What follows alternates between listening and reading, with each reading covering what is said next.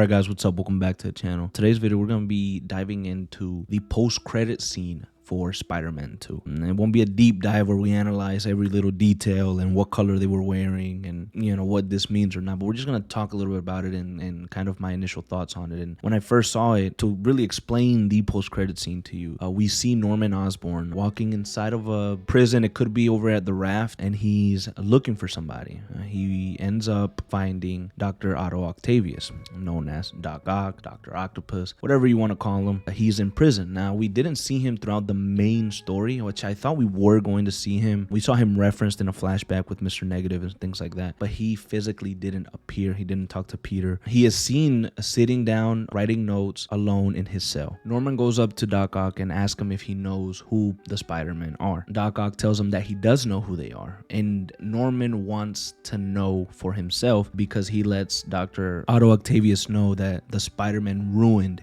his son, ruined Harry. Now, what does he mean by that? Right before the final fight against Venom, Norman asked Spider-Man to please protect his boy, to please look out for him. And during the fight, we know that the only way to really stop Harry, really stop Venom, was to kill Harry. That's what Peter does. That's what Spider-Man does. He kills Harry to stop the symbiote. After Harry dies, Miles heads over to Harry and resurrects him with his lightning power to bring him back to life. Harry didn't come back all that well. It seems like he might be brain dead. They said that there was some brain activity going on, but there wasn't much hope for him. So Harry is left in a really tough spot at the end of the game. So this post-credit scene serves finally setting up Norman becoming the Green Goblin. And we know that the Green Goblin is probably Spider-Man's #1 nemesis. In a very close second to that would be Doc Ock. So this whole time we know that Norman at some point, at least we think that Norman at some point is going to become the Green Goblin, and it's in the first game hinted at it, in the second game it hinted at it. I think for the third game we'll finally be able to see Norman don his goblin suit or become a goblin,